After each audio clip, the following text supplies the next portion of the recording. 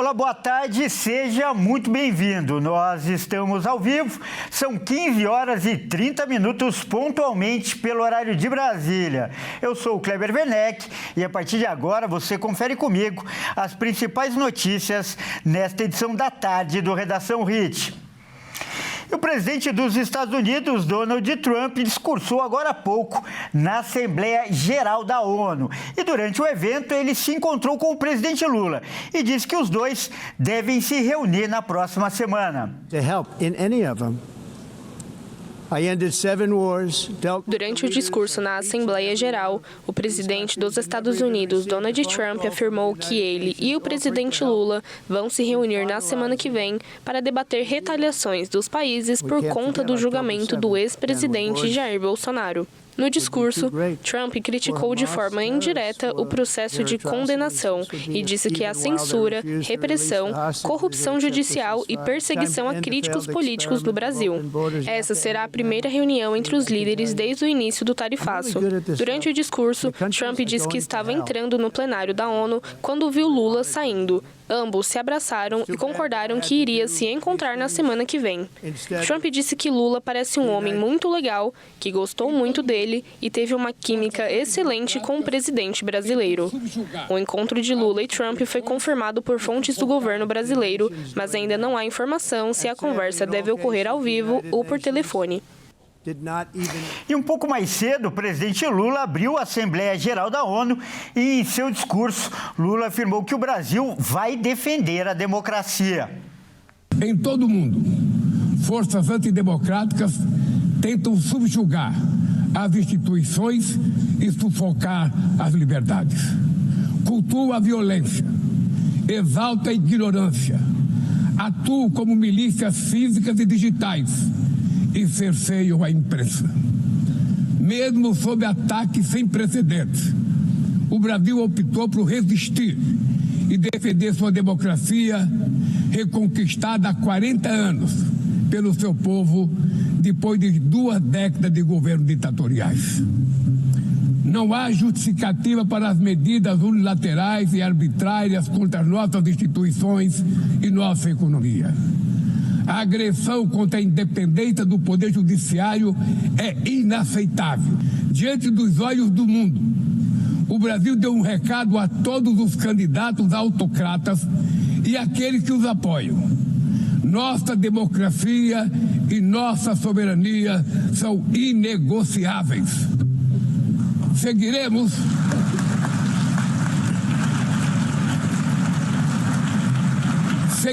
como nação independente e como povo livre de qualquer tipo de tutela. E o empresário Rubens Oliveira Costa foi preso em flagrante pela Comissão Parlamentar Mista de Inquérito do INSS nesta segunda-feira. Ele é suspeito de envolvimento no esquema de desvio de recursos do órgão e foi depor como testemunha na CPMI por ser ex-diretor de empresas do Careca do INSS. Rubens Costa é ex-diretor de empresas ligadas a Antônio Carlos Camilo Antunes, conhecido como Careca do INSS, que é apontado pela Polícia Federal como o facilitador do esquema. Também está envolvido com empresas ligadas a Thaisa Hoffmann, companheira do ex-procurador do INSS, Virgílio Ribeiro de Oliveira Filho. Os argumentos para justificar a prisão em flagrante de Rubens foram as contradições e declarações do ex-diretor consideradas falsas pela comissão. A ordem de prisão partiu do presidente da CPMI, senador Carlos Viana, pelo crime de falso testemunho. Rubens Oliveira Costa foi levado à Polícia Legislativa do Congresso e saiu por volta na madrugada, após pagar fiança definida pelo delegado plantonista. Rubens vai responder na Justiça Federal. Ao longo da comissão, o relator senador Alfredo Gaspar também pediu a prisão preventiva de Rubens por risco de fuga e prática continuada de crimes, além da prisão em flagrante por ocultação de documentos. Durante a sessão, Rubens foi alertado pelo risco de prisão e chegou a se negar a assinar o termo de dizer a verdade, mas foi persuadido a concordar com o termo. Olha, a primavera chegou acompanhada de ventos fortes e temporais em São Paulo. A cidade acordou com um cenário de destruição, especialmente na Zona Oeste. Mais de 130 árvores caíram e 160 mil imóveis começaram o dia sem energia. Na manhã desta terça-feira, moradores de São Paulo encontraram um cenário de destruição. Os ventos próximos a 100 km por hora e acumulado de 46 milímetros de chuva, segundo a Prefeitura, provocaram quedas de árvores, destelhamento de imóveis, transbordamento de córregos e vários semáforos pararam de funcionar em toda a cidade.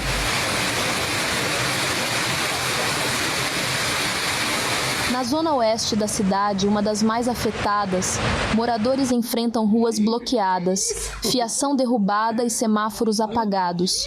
Mas a força do temporal foi tão forte que as janelas de um prédio de 11 andares ficaram estilhaçadas. Diversas vias estão bloqueadas. Equipes da administração municipal ainda trabalham na remoção de 41 árvores que caíram. Outras 19 aguardam o desligamento da rede elétrica pela Enel para que a poda seja concluída. Até às 7 horas da manhã desta terça, foram registradas 148 ocorrências, 136 quedas de árvores, 8 desabamentos e 4 alagamentos. Na região metropolitana, mais de 190 mil clientes estão sem energia elétrica, sendo ao menos 160 mil só na capital. A cidade de Cajamar é a mais prejudicada até o momento, com cerca de 21% dos imóveis sem luz. As cidades de Diadema, Osasco, Cotia e Embu das Artes seguem com o fornecimento de energia elétrica comprometido. Olha, e a Enel São Paulo informou em nota que já restabeleceu a energia em 60% das residências afetadas pelo temporal e que 1.000 equipes estão nas ruas para agilizar o atendimento. Em toda a região metropolitana, agora atualizando os números, são mais de 215 mil residências que continuam sem energia até agora. E ainda falando de São Paulo, o sistema Cantareira, o principal reservatório da Grande São Paulo, atingiu o pior nível para o mês de setembro nos últimos 10 anos. A Sabesp ampliou a redução da pressão da água como prevenção. O nível do reservatório baixou a 29,3%. No mesmo período do ano passado, o volume era de 53%, consequência da falta de chuvas, vazamentos no sistema e desperdício dos consumidores. Segundo especialistas, não é preciso entrar em pânico, mas é bom acender um alerta. Se o nível do reservatório atingir 20%, será preciso entrar com um regime especial, mas por enquanto, não há risco de desabastecimento. A primavera começou e com ela surgiram grandes expectativas de que a nova estação ajude a recuperar o nível do reservatório. Mas especialistas alertaram que o reabastecimento leva um tempo. A recuperação depende do quanto choverá até o final do verão. Como medida protetiva, a Sabesp começou a ampliar o tempo da redução da pressão de água na região metropolitana de São Paulo, passando de 8 para 10 horas por dia. Com a ampliação, a restrição ocorreu das 19 horas às 5 da manhã. Em agosto, essa medida foi de 8 horas e economizou mais de 7 milhões de litros de água, um volume suficiente para abastecer mais de 800 mil pessoas durante um mês. A Sabesp informou que está monitorando a situação e pode tomar novas medidas. Por enquanto, a companhia pediu que a população economize água nas atividades simples do dia a dia. Vamos fazer nosso giro de repórteres pelo país agora. Vamos começar por Santa Catarina, onde 16 cidades registraram estragos por causa de um tornado que atingiu o estado. A repórter Michele Veiga vai trazer mais detalhes. E o final de semana, como a gente já trouxe aqui, foi de estragos em Santa Catarina devido à passagem de um tornado identificado já na região oeste.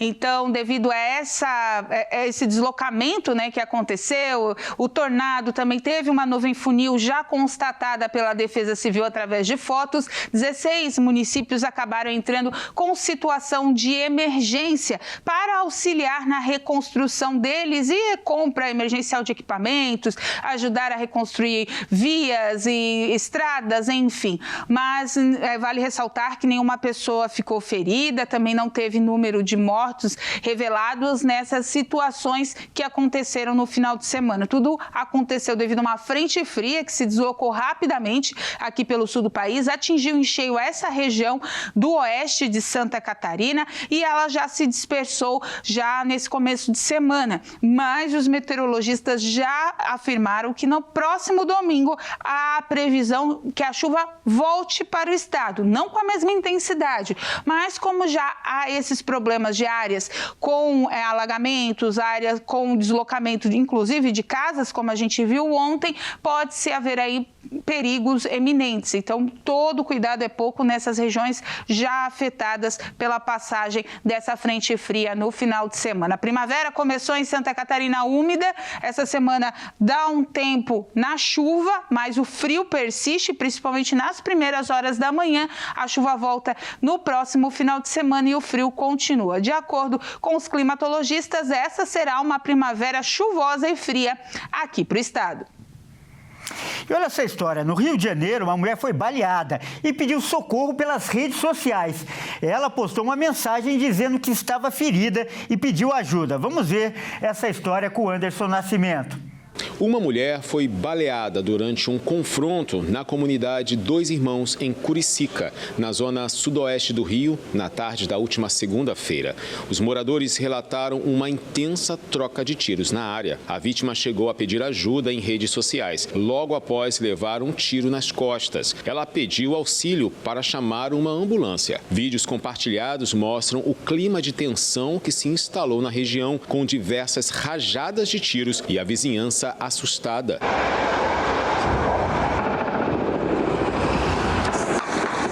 Segura, fiote.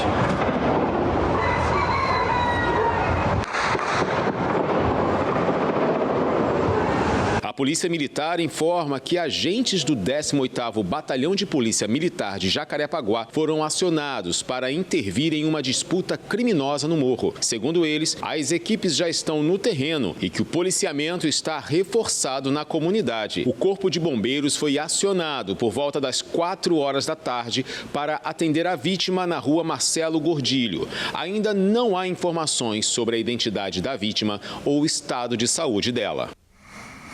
E quase 600 toneladas de maconha já foram retiradas de circulação na Operação Nova Aliança 52, que está sendo realizada em conjunto pelas polícias do Paraguai e do Brasil. Quem vai trazer informações agora é a repórter Giovana Coene.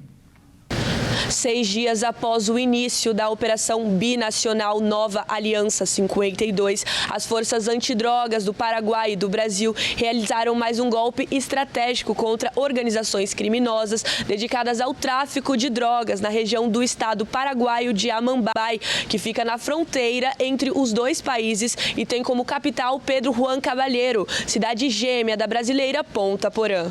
Segundo a SENAD, Secretaria Nacional Antidrogas do Paraguai, os esforços em conjunto com a Polícia Federal Brasileira se concentraram principalmente nas cidades de Itapopó, Ombu e Cerro Coachá, onde 194 hectares de cultivos ilícitos foram eliminados e quase 8 mil quilos de maconha pronta para distribuição foram destruídos.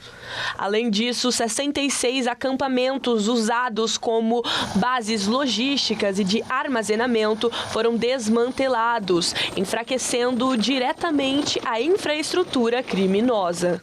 A quantidade total estimada de drogas retiradas de circulação é de 589 toneladas. Isso representa uma perda econômica estimada em 18 milhões de dólares, cerca de 88 milhões de reais. A operação conduzida pelo Ministério Público envolve tropas da SENAD, helicópteros da Força Aérea Paraguaia e a Polícia Federal Brasileira. Nos próximos dias, a operação intensificará os ataques à produção e ao tráfico de maconha na fronteira entre os dois países. Destacando una vez más, y como siempre, el trabajo coordinado que se está llevando a cabo entre la SENAD y la Policía Federal del Brasil. Nueva Alianza es una operación importante para ambos países. Tal es la importancia, la determinación con que estamos llevando este operativo, que no solamente lo hemos desplegado en la zona de Mambay, sino también en otras zonas como Canindeyú, por ejemplo. Es importante para ambos países por la circulación, justamente evitar la circulación del tráfico de marihuana puntualmente entre ambos países. En Paraguay se cultiva y de ahí al mercado brasileño, donde los precios inclusive se triplican, ¿verdad? Estamos hablando acá un costo, un daño económico aproximadamente de 20 millones de dólares en esta erradicación, y esa suma tienen un valor mucho más elevado en el mercado brasileño.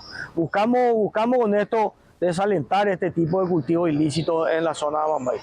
De acordo com a SENAD, a nova aliança reafirma o compromisso de ambos os países no combate conjunto ao crime organizado, sendo considerada a maior ofensiva antidrogas do mundo em termos de volume de maconha destruída em um curto espaço de tempo. Olha, e hoje é o Dia Mundial de Combate ao Estresse. O problema é considerado um mal do século e já atinge cada vez mais pessoas, afetando tanto a saúde física quanto a mental. Para falar mais sobre isso, nós vamos agora ouvir uma entrevista do repórter Guilherme Souza, lá do Rio Grande do Sul.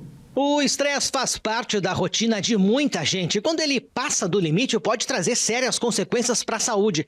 Para saber como identificar e enfrentar esse desafio, eu converso agora com o psicólogo Rafael Klein. Rafael, obrigado por falar conosco. O estresse é sempre um problema ou em alguns casos ele pode ser positivo? Em alguns casos ele é positivo. Inclusive a gente nem acorda se a gente não tiver algum nívelzinho de estresse. Aquilo que é importante, o nosso corpo ele tem que gerar estresse para a gente enfrentar. Então, se ele sai do ponto e for demais, aí ele começa a ser prejuízo. Então, ele não é um vilão.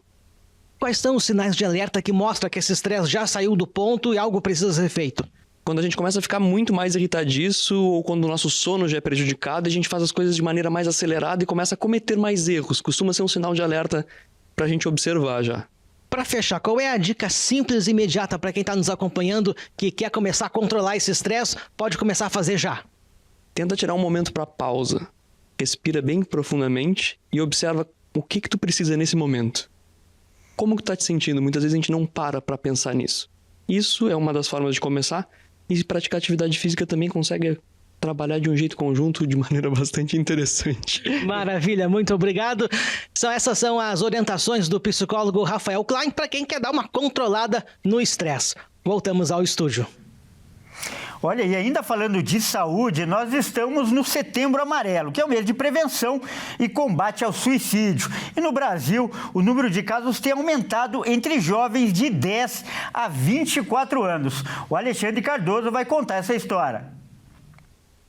Na contramão da tendência global de queda no número de suicídios, o Brasil registrou um aumento de 3,7% na taxa de suicídios e de 21% nos casos de automutilação entre os anos de 2011 e 2022. Os dados mostram que, apesar do problema ser mais comum em idosos, o aumento mais significativo é entre os jovens de 10 a 24 anos, com um um crescimento de 6% na taxa de suicídios e 29% nas autolesões no período analisado. Em relação aos casos globais, houve uma redução de 36% e nas Américas o aumento foi de 17%. Segundo os pesquisadores, entre os motivos principais que podem explicar o aumento de casos entre os jovens estão os fatores socioeconômicos que impactam diretamente o acesso aos cuidados básicos de saúde, especificamente na saúde mental. Além disso, o isolamento social também é um fator de preocupação. O perfil imediatista das gerações mais recentes também influenciam na baixa tolerância a frustrações, deixando os jovens mais vulneráveis à depressão e à ansiedade. Os problemas de saúde mental são muitas vezes silenciosos, fazendo com que as pessoas que convivem com ela se isolem de amigos e familiares. Se você ou alguém que você conheça esteja passando por essa situação, procure ajuda ou entre em contato com o Centro de Valorização à Vida, o CVV, pelo telefone 188. A ligação é gratuita. E uma perseguição de moto pela contramão acabou em acidente no Rio de Janeiro. Tudo foi gravado. Veja com o Anderson Nascimento.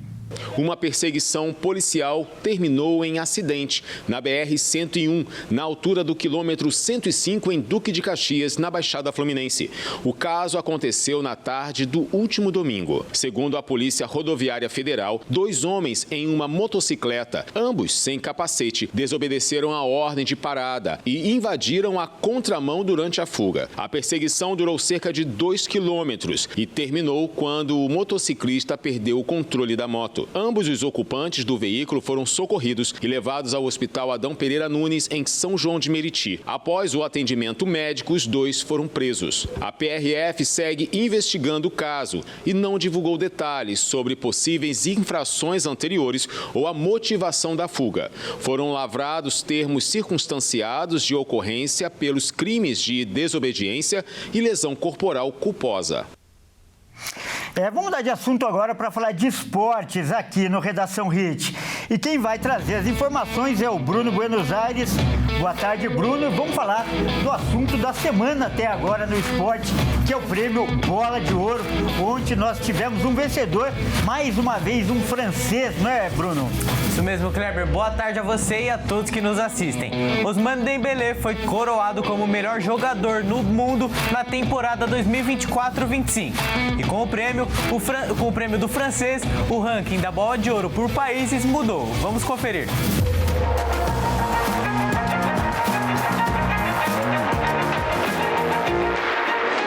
O atacante Ousmane Dembélé, do PSG, venceu a Bola de Ouro de 2025. A França agora alcança a marca de 8 troféus e empata com a Argentina como o país mais vencedor da história da premiação. Mas apesar de dividirem o topo do ranking de premiações, França e a Argentina diferem em um quesito importante: na diversidade de jogadores premiados.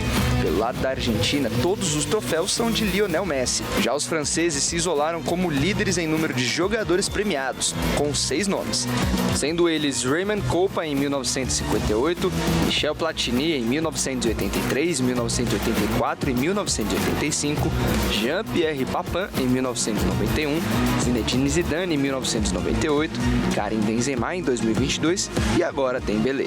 Alemanha, Holanda e Portugal aparecem logo atrás com 7 conquistas cada.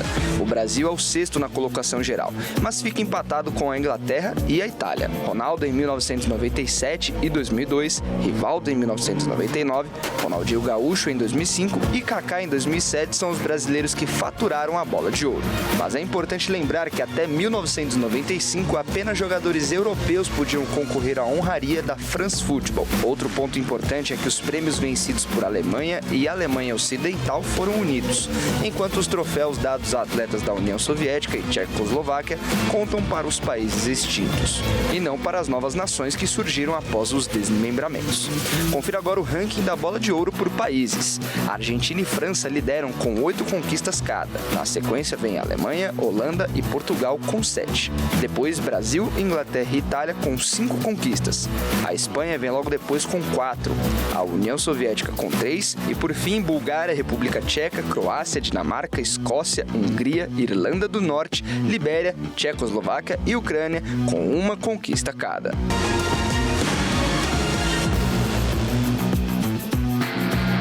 Bom, e falando agora de futebol brasileiro, porque o Internacional agiu rápido. Após demitir Roger Machado com a derrota no Grenal, o Colorado foi em busca de um treinador estrangeiro. Já está encaminhado com Zubeldia, ex-treinador do São Paulo. Após demitir Roger Machado, o Internacional está no mercado em busca de um treinador. E o nome que mais agrada no momento é o de Luiz Zubeldia, que está livre no mercado desde que se demitiu do São Paulo em junho. Depois de intensificar as negociações com o treinador, a diretoria corre contra o tempo para ajustar os últimos detalhes para bater o martelo e realizar o anúncio oficial. A intenção do clube é de se reunir com Zubeldia ainda hoje e concluir o negócio. O desejo do Inter é ter um novo comandante já na partida de sábado contra o Juventude pelo Brasileirão. Apesar de não divulgar muitas informações, o Inter pretende oferecer um contrato com duração até o fim de 2026 para o argentino, mesmo ano que encerra o mandato do presidente do clube, Alessandro Barcelos. Inclusive, caso as negociações tenham um desfecho positivo, Zubeldia será o 8º técnico da gestão do presidente. Bom, e falando de bola rolando agora, porque hoje o Fluminense recebe o Lanús pelo jogo de volta das quartas da Sul-Americana. O tricolor saiu derrotado da Argentina na semana passada e agora quer contar com a sua força no Maraca para avançar de fase. Fluminense e Lanús se enfrentam pelo jogo de volta das quartas de final da Copa Sul-Americana no Maracanã. No jogo da ida na Argentina, o tricolor foi derrotado por 1-0. Marcelino Moreno fez o gol dos argentinos logo na reta final da partida. Agora o Flu terá que remar no Maracanã, caso queira avançar. Para isso, precisa vencer por 1 gol para levar a decisão para os pênaltis, ou ganhar por 2 gols de diferença e avançar diretamente. No fim de semana, os cariocas bateram vitória pelo Campeonato Brasileiro jogando em Salvador. Nesta noite, o Fluminense quer aproveitar o fator Maracanã, onde o time está invicto há 22 jogos em competições internacionais. O Lanús também vem de vitória no campeonato local e chega embalado para a decisão. Mesmo com a lei do ex a seu favor, Renato Gaúcho não deverá utilizar Germancano novamente entre os titulares. O centroavante iniciou sua carreira no Lanús, demorando para evoluir, logo foi vendido. Embora ainda seja o artilheiro do time na temporada com 19 gols, Cano não tem sido utilizado nas últimas partidas. Enfrenta uma seca. A última vez que o argentino balançou as redes foi no dia 16 de agosto, na vitória sobre o Fortaleza no Brasileirão. No jogo de ida, entrou na partida faltando 5 minutos para o fim. E nesta noite de decisão, novamente não deve iniciar entre os 11. Quem avançar hoje enfrenta o vencedor do duelo entre Alianza Lima e Universidade de Chile. Bom, então é isso, Kleber, eu fico por aqui. Uma ótima tarde a você e a todos que nos assistem. Até mais. Muito obrigado pelas informações, Bruno, e até mais. Bom, essa edição também fica por aqui. Eu agradeço demais a sua companhia. E você que não nos acompanha pela Hit TV, fique agora com a sua programação local. Ótima tarde e até mais.